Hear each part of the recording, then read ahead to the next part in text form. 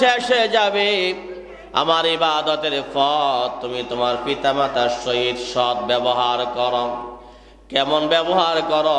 আল্লাহ পাক বলেন, ইম্মা ইয়াবলুগান্না ইনদাকাল কিবারা আহাদুহুমা আও কিলাহুমা ফালা তাকুল লাহুমা উফফিন ওয়ালা তানহারহুমা وقل لهما قولا كريما। আল্লাহু আকবার। আমার ভাইয়েরা, আল্লাহ রাব্বুল আলামিন বলেন, যদি তোমার সামনে তোমাদের পিতামাতার দুইজনের মধ্যে যে কোনো একজন তোমার সামনে উপস্থিত হয়, অথবা দুইজনে তোমার সামনে আছে, তুমি তাদের সাথে এমন ব্যবহার করো, এমন কথা বলো, এমন আচরণগুলো তোমার মায়ের সাথে তোমার বাবার সাথে করো, যে ব্যবহারের কারণে, যে কথা বলার কারণে তোমার মা তোমার কথার দ্বারা, তোমার বাবা তোমার আচরণের দ্বারা অন্তরের মধ্যে শব্দ যেন ব্যবহার না করে রে গোলাম, এমন কোনো আচরণ করা যাবে না। তুমি তোমার পিতামাতার সাথে আচরণ করবা ওয়াকুল্লাহুমা কওলান কারীমা, নরম নরম ভাষায় কথা বলো, নরম নরম সুরে তাদের সাথে কথা বলো, তাদেরকে স্মরণ করো, তাদের কথা মনে রাখো, তাদের যা যা প্রয়োজন তোমার খেদমতের দ্বারা সবগুলো তুমি পূরণ করে দাও। ঘোষণা কার? আরো জোরে বলেন কার? আল্লাহ রাব্বুল আলামিন বলেন, যখন আমার ইবাদত শেষ হয়ে যাবে তখন তুমি তোমার পিতামাতার খেদমতের মধ্যে লেগে যাও।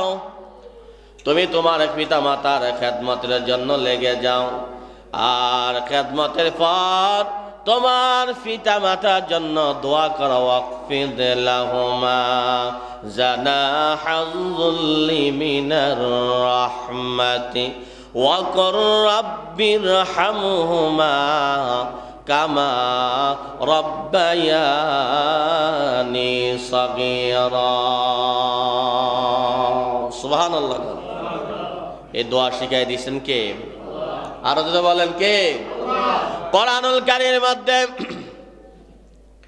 বিভিন্ন কথা আছে, সব বিষয় আলোচনা আছে, কিন্তু কোন ব্যক্তির জন্য খাস করে কোনো দোয়া নাই, একমাত্র পিতা মাতার জন্য। আমার আল্লাহ বলেন, আমি তোমাদেরকে শিখিয়ে দিলাম রব্বিরহামহুমা কামা রাব্বায়ানি সাগীরা। তোমার পিতামাতা থাকলেও তুমি দোয়া করো, তোমার পিতামাতা কবরের মধ্যে চলে গেলেও তুমি দোয়া করো। এই পিতামাতার জন্য দোয়া করার জন্য আমাদেরকে আদেশ দিয়েছেন কে? আরো জোরে বলেন, দিয়েছেন কে? এই পিতামাতার জন্য দোয়া দরকার আছে না নাই? আরো জোরে বলেন, আছে না নাই? আমার ভাইয়েরা, নবী করিম সাল্লাল্লাহু আলাইহি ওয়াসাল্লামের কাছে একজন সাহাবী আসলেন। আসার পর আল্লাহর হাবিবের কাছে এসে বসলেন।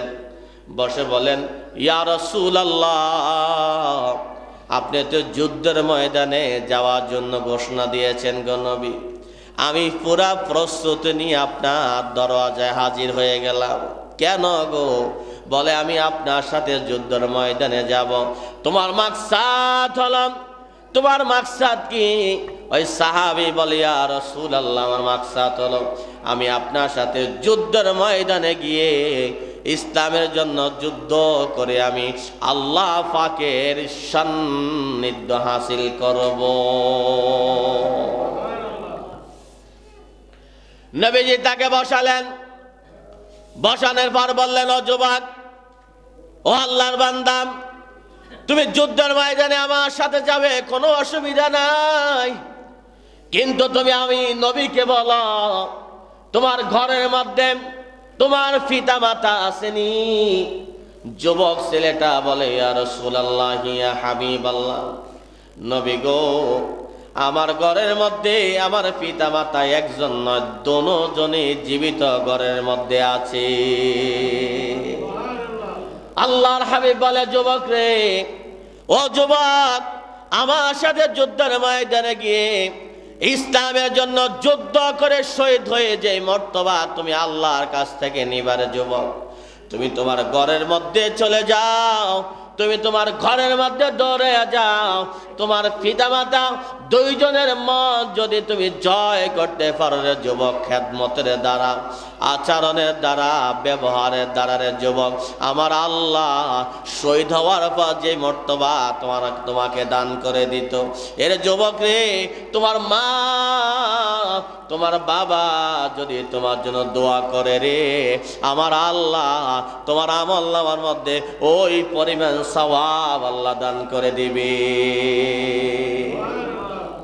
নবী তো চাইলে বলতে পারতেন, যুবক রে চলো আমার সাথে যুদ্ধের ময়দানে চলো, কিন্তু রাহমাতাল লিল আলামিন যুদ্ধের ময়দানে নিলেন না, না নিয়ে তাকে ঘরের মধ্যে পাঠিয়ে দিলেন। আজও আমাদের ঘরের মধ্যে আমাদের বৃদ্ধ মা বাবা আছে না না? আরো জোরে বলেন আছে না নাই? মা বাবা আছে, কিন্তু সন্তানের খেদমত আসেনি? আসেনি? মা বাবা আছে, কিন্তু সন্তানের দ্বারা মা বাবার কোনো খেদমত নাই। মা বাবা ঘরের মধ্যে আছে, এই যে শীতের সিজন, শীতের মৌসুম চলে, মায়ের নতুন কম্বল নাই, মায়ের পায়ের মোজা নাই, মায়ের গায়ের চুয়াটান নাই, মায়ের শীতের ভালো কোনো পোশাক নাই। এমনও মা আছে যে শীত চলতেছে, শীতে থর থর করে কাঁপে, সন্তান আরামে এসে রাতের বেলা ঘুমায়, নতুন কম্বল গায়ে দিয়ে ঘুমায়, সন্তানের বেবি ঘরের মধ্যে আরামের মধ্যে ঘুমায়, কিন্তু মা ঘরের মধ্যে আছে কষ্ট অবস্থাতে, একটা বারের জন্য সন্তান ফিরে তাকায় না। এমন মা আমাদের ঘরে ঘরে আছে না না? এমন সন্তানও আছে না নাই? যে সন্তান মায়ের খেদমত করে না। আরে আমরা দোয়ার জন্য বিভিন্ন জায়গায় দৌড়াই, আমরা আজকে দোয়ার জন্য বিভিন্ন জায়গায় দৌড়াই, অথচ আল্লাহর হাবিব হাদিসে মুবারাকার মধ্যে বলেন, ক্বালা রাসূলুল্লাহ সাল্লাল্লাহু আলাইহি ওয়াসাল্লাম, সালাসাতু দাআওয়াতিন মুস্তাজাবাতুন লা শাক্কা ফীহিন্না দাওয়াতুল মাজলুম ওয়া দাওয়াতুল মুসাফিরিন ওয়া দাওয়াতুল ওয়ালিদাইনি ওয়ালাদিহি। সুবহানাল্লাহ। আল্লাহর হাবিব রাহমাতুল্লাহ আলাইহি বলেন, তিনজন ব্যক্তির দোয়া আমার আল্লাহ খালি ফিরায় না।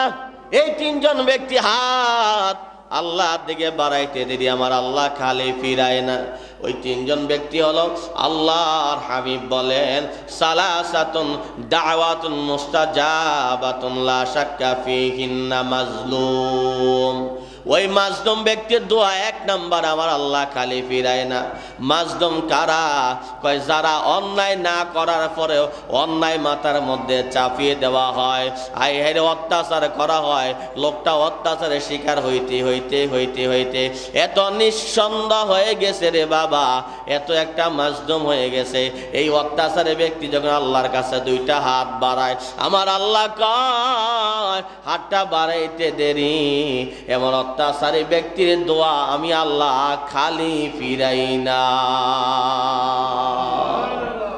দুই নাম্বার হলো মুসাফির ওয়া দাওয়াতুল মুসাফিরিন। মুসাফির ব্যক্তি যখন ঘর থেকে 48 মাইল দূরে চলে যায়, মুসাফির ব্যক্তি যখন ঘর থেকে সফরের জন্য বাইর হয়ে যায়, এই মুসাফির ব্যক্তি 48 মাইল পার হওয়ার পর এই ব্যক্তি আল্লাহর কাছে যা চাইবে, আমার আল্লাহ তাই তার ফরিয়াদগুলো কবুল করে দিয়ে তারে খালি ফিরাই দিবে না। তৃতীয় নাম্বার আমার আল্লাহ বলেন, তার বন্ধু ঘোষণা দিয়ে দিলেন, ও বন্ধু আপনি জানিয়ে দেন, ওয়া দাওয়াতুল ওয়ালিদি আলা ওয়ালাদিহি। যেই পিতামাতা সন্তানের জন্য দোয়া করবে, যেই পিতামাতা সন্তানের জন্য দোয়া করবে রে, এই দোয়াটা আমার আল্লাহ খালি ফিরায় না। মা বাবা সন্তানের জন্য দোয়া করতে দেরি হয়, আমার আল্লাহ বলেন দোয়াটা জবান থেকে বাইর হইতে দেরি হয়, আমি আল্লাহর আরশে সে কবুল হইতে দেরি হয় না। এমন দোয়ার ভান্ডার আমাদের ঘরে ঘরে আছে না নাই? আরো জোরে গান আছে না নাই? অথচ আল্লাহর হাবিবের কাছে একজন সাহাবী এসে বলে, ইয়া রাসূলুল্লাহ, এই দোয়ার ভান্ডার আমার ঘরের মধ্যে নাই নবী গো, আমার মা নাই, আমার বাবা নাই, আমার দোয়া করার মতন কেউ নাই। আল্লাহর হাবিব বলে, তোমার দোয়া করার মতন কেউ নাই। ওরে যুবক, তুমি তাড়াতাড়ি যাও। নবীজি হাদিসে মুবারাকার মধ্যে বলেন, ক্বালা রাসূলুল্লাহি সাল্লাল্লাহু আলাইহি ওয়াসাল্লাম, মান যারা কবরা ওয়ালিদাইহি ফি কুল্লি জুমআতিন গাফারাল্লাহু ওয়া কাতাবা বাররা। আল্লাহর হাবিব বলে, যুবক রে, শুক্রবার জুমার আগে পারো অথবা জুমার পরে পারো, শুক্রবার তুমি যে তোমার পিতা মাতার কবরের কিনারে গিয়ে দাঁড়াও, তোমার পিতা মাতার কবরের কিনারে গিয়ে যদি দাঁড়াও রে যুবক, আমি নবী ঘোষণা দিলাম, তুমি গিয়ে শুক্রবারে পিতা মাতার কবরের কিনারে দাঁড়ানোর কারণে আমার আল্লাহ শুক্রবার রসিলায় তোমার দোয়ার খাতিরে তোমার পিতা মাতার কবরের মধ্যে মাফ করে দিবি। দাঁড়ানো দরকার আছে না নাই? আরো দরকার আছে না নাই? রহমাতুল লিল আলামিন কয়, পিতা মাতার কবর জিয়ারত করো শুক্রবারে অথবা যে কোনো দিন জিয়ারত করো, কিন্তু শুক্রবারে ফজিলতটা বেশি। শুক্রবার জিয়ারত করলে অবশ্যই আমার আল্লাহ ক্ষমা করে দিবে। আর একটা গ্রুপ আছে আমাদের দেশে, কয় পিতা মাতার কবর জিয়ারত করা লাগবে না রে, কবরস্থানে যাওয়া লাগবে না, কবর জিয়ারত নাই, জিয়ারতের কোনো কথা নাই, কবর পূজার দরকার নাই, এমন কথা বলেন না ওয়ালা হুজুর আমাদের দেশে আছে না? না, এই বেকে হাদিস তো দেয় না। আমার ভাইরাম, নবীজি আরেকটা হাদিসের মধ্যে বলেন, ক্বালা রাসূলুল্লাহি সাল্লাল্লাহু আলাইহি ওয়াসাল্লাম, ক্বালা রিদার রাব্বি ফি রিদাল ওয়ালিদাইন ওয়া সাখাতুর রাব্বি ফি সাখাতিল ওয়ালিদাইন। আল্লাহর হাবিব রাহমাতাল লিল আলামিন বলেন, যে ঘরের মধ্যে মা আছে বাবা আছে, কথা বোঝেন, যে ঘরের মধ্যে মা আছে বাবা আছে, এই মা বাবা যদি রাতের বেলা যখন ঘুমাইতে যায়, এরে বালিশের মধ্যে মাথাটা লাগাইয়া সারাদিন সন্তানের উপর সন্তুষ্ট হয়ে যখন বালিশের মধ্যে মাথাটা লাগায়, সন্তানের কথার উপরে সন্তুষ্ট, আচার আচরণের উপরে সন্তুষ্ট, খেদমতের উপরে মা সন্তানের উপরে সন্তুষ্ট, বাবা সন্তুষ্ট, মাথাটা বালিশের মধ্যে লাগাইতে দেরি, আমার আল্লাহ কয় ফেরেশতারা রে, ও ফেরেশতারা, ওই জমিনের উম্মক বাড়ির উম্মক ঘরের সন্তানের উপর মা খুশি বাবা খুশি, তুমি তাড়াতাড়ি যাও, আমার জান্নাতের 8টা দরওয়াজা ওই সন্তানের জন্য তাড়াতাড়ি তুমি খুলে দাও, 8টা জান্নাতের দরজা খুলে দাও। ও ফেরেশতা, 8টা জান্নাতের দরজা খুলে দাও। ফেরেশতা কয়, আল্লাহ কেন? কয়, যে মা বাবা সন্তানের উপরে খুশি হয়ে রাতের বেলা বালিশের মধ্যে মাথাটা লাগাইয়া ঘুমাইতে যায়, ওই মা বাবার কারণে আমি আল্লাহ ঘোষণা দিলাম, ওই সন্তান যদি ওই রাত্রে মারা যায় রে, 8টা জান্নাতের যে কোনো একটা দরজা দিয়ে আমি আল্লাহ তারে জান্নাতের মেহমান বানাইয়া দিব। ঘোষণা কার? আল্লাহর হাবিব বলেছেন, ঘোষণা দিয়েছেন কে?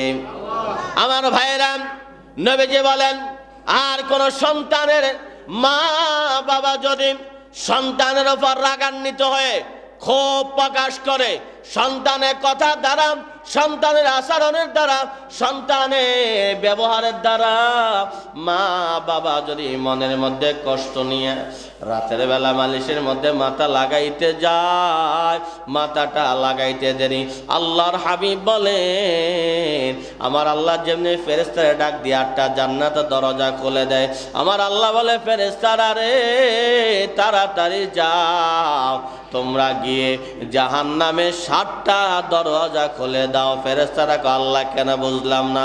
কয় গ্রামের অম্মক বাড়ির অম্মক সন্তানের মা বাবা সন্তানের উপর নারাজ হয়ে আছে, তার কথার দ্বারা, তার ব্যবহারের দ্বারা, তার আচরণের দ্বারা রে আমি আল্লাহ এই সন্তানের উপর লানত দিলাম। এই সন্তান যদি এই রাত্রিতে মারা যায়, মা বাবারে কষ্ট দিয়া যখনই মারা যাবে, আমি আল্লাহ তারে এই জাহান্নামের আগুনের মধ্যে জ্বালাই দিব 7টা দরজার আগুন দিয়া। নাউজুবিল্লাহ কোন। তাহলে বোঝা যায় মা বাবা খুশি হলে জান্নাত, মা বাবা খুশি হলে জান্নাত। আল্লাহর পরে নবী, নবীর পরে মা বাবা, আল্লাহর পরে নবী, নবীর পরে মা বাবা। কেউ যদি আল্লাহরে খুশি করে, নবীরে খুশি করে, আর মা বাবারে যদি খুশি রাখে রে, তারে জান্নাতে যাইতে কেউ ঠেকাইতে পারবে না। আমার আল্লাহ কয় সে যেন সরাসরি দুনিয়া থেকে আসার সময় জান্নাতের এই টিকিটটা নিয়ে আসলো। নবীজির একজন সাহাবী, নবীজির একজন সাহাবী, তার নাম হলো হযরত আলকামা রাদিয়াল্লাহু তাআলা। সুবহানাল্লাহ বলেন না? তার নাম কি? হযরত আলকামা রাদিয়াল্লাহু তাআলা। এই আলকামা রাদিয়াল্লাহু তাআলা মরণের সময় যখন হয়ে গেছে, মরণের বিছনার মধ্যে ছটফট করে ছটফট করে ছটফট করতেছে, বারবার যেন কি বলতে চায় জবান দিয়ে, কোনো কিছু জবান দিয়ে আসে না। নবীজির কাছে খবরটা চলে গেলেন, যাওয়ার পর বলে ইয়া রাসূলুল্লাহ আপনার সাহাবী হযরত আলকামা জবান দিয়ে কালিমা আসে না, সে যেন কি বলতে চায় নবী গো, তার জবান দিয়ে আসতেছে না। নবীজি তাড়াতাড়ি আলকামার ঘরের মধ্যে গেলেন, যে আলকামার অবস্থা দেখে বললেন ও সাহাবীরা রে, আলকামার মা বাবা কেউ বেঁচে আসেনি? কয় মা আছে বাবা নাই। বলে আলকামার মা রে একটু তাড়াতাড়ি ডাক দাও। আলকামার মারে ডাক দেওয়া হলো। রহমাতুল্লাহ আলাইহি বলেন ও আলকামার মা, আপনার আলকামা নিশ্চয়ই আপনার মনে কোনো না কোনো কষ্ট দিয়েছে। আমি নবী দেখতে পাই তার আপনার মনে কষ্ট দেওয়ার কারণে আজকে জবানে কালিমা আসে না, তার জবানে কালিমা আসে না। আপনি তারে মাফ করে দেন। আমি রহমাতুল্লাহ আলাইহি বললাম আপনি তারে ক্ষমা করে দেন। তিনি বলেন নবী গো, ও নবী যত কথাই বলেন না কেন আপনি, আমি সব শুনতে রাজি, কিন্তু আমি এই পাপিষ্ঠ সন্তানকে আমি ক্ষমা করতে রাজি না গো নবী। বলে কেন মা? বলে আমার সন্তান আমার মনের মধ্যে এমন আঘাত দিয়েছে, এমন কষ্ট দিয়েছে, এত দুঃখ দিয়েছে, আমার কলিজাটা ছিদ্র করে দিয়েছে গো নবী। আমি জীবিত থাকতে আমার এই সন্তানটা আমি ক্ষমা করতাম না। এমন আঘাত দেন না ওলা সন্তান আমাদের সমাজে আছে না নাই? এই কথা বলেন না আছে না নাই? মায়ের খবর নেয় না, বাবার খবর নেয় না, মা কেমনে থাকে বাবা কেমনে থাকে খবর নেয় না। মায়ের কোনো খেদমতের কথা তিনি বলে না, মায়ের কোনো সেবার কথা তিনি স্মরণে আসে না। এর এমন বোলান বোলাইছে, এমন বোলান বোলাইছে, এখন আমাদের ঘরের ঘরে ঘরে ঘরে আমাদের সকলের রমণী বউ আছে না নাই? এখন বর্তমানে মায়ের কথা শুনে না, বাবার কথা শুনে না, বউয়ের কথা শুনে, এমন কুলাঙ্গার সন্তান আমাদের দেশে আছে না নাই? মা বললে শুনে না, বাবা বললে শুনে না, বউয়ের কথা মার বাবার খেজমত করে, বউ যেটা বলে সেটা করে, যেটা বলে না সেটা করে না। আমাদের দেশে এরকম নাই? আছে? আমার ভাইয়েরা, নবীজি বললেন আপনি তারা মাফ করে দেন। বলে না না। নবীজি বললেন সাহাবীরা লাকড়ির যোগান দাও। সাহাবীরা লাকড়ির যোগান দিলেন, আলকামারের জ্বালায়া দিবে নবী। রহমাতুল্লাহ আলাইহি বলেন যে সন্তান মায়ের মনে কষ্ট দিয়ে মরে যাবে, এই সন্তান তো অবশ্যই জাহান্নামের মধ্যে জ্বলবে, অবশ্যই আমি নবী তারা দুনিয়াতে জ্বালাই দিব। নবী যখন লাকড়ির মধ্যে আগুন দিলেন, দাও দাও করে আগুন জ্বলে উঠলো। মা বলে ইয়া রাসূলুল্লাহ, এই আগুনের মধ্যে কারে ফলাইবেন গো নবী? বলে আপনার সন্তান পাবিষ্ট আলকামারে এই আগুনের মধ্যে পুড়িয়ে দিও। মা এমন একটা শব্দ রে বাবা, যত কষ্ট মায়ের মনে দেন না কেন রে, মা সন্তান আগুনে জ্বলক এরকম মা দুনিয়াতে এখনো নাই। হাজারো কষ্ট নিয়ে সন্তানের দিকে দৌড়ে যায়, আমাদের সেরকম মা ঘরে ঘরে আসে না। আলকামার মা বলি, ইয়া রাসূলুল্লাহ, আমি তারে মাফ করে দিলাম, আমার মনে কোনো কষ্ট নাই। আমি মা জীবিত থাকতে আমার সন্তান আগুনের মধ্যে জ্বললে আমি আর সহ্য করতে পারবো না গো নবী, আমি আমার সন্তানটা মাফ করে দিলাম। জবান দিয়ে বলতে দেরি, আলকামা কয় লা ইলাহা ইল্লাল্লাহু মুহাম্মাদুর রাসূলুল্লাহ সাল্লাল্লাহু আলাইহি ওয়াসাল্লাম। আমার প্রিয় ভাইয়েরা রে, যা করেন যত কিছুই করেন, মা বাবা সবার ঊর্ধ্বে, মা বাবার ঊর্ধ্বে কেউ নয়। আল্লাহ এবং তার রসুলের পরে মা, আল্লাহ এবং তার রসুলের পরে হচ্ছে মা, আল্লাহ এবং তার রসুলের পরে মা। যদি দুনিয়ার থেকে শান্তিতে যেতে চান, মায়ে বাবার খেদমত দরকার আছে না নাই? আরো যখন আছে না নাই? একজন সাহাবীকে, ইয়া রাসূলুল্লাহ, আপনার এই কথা শুনতে আমি পাগল।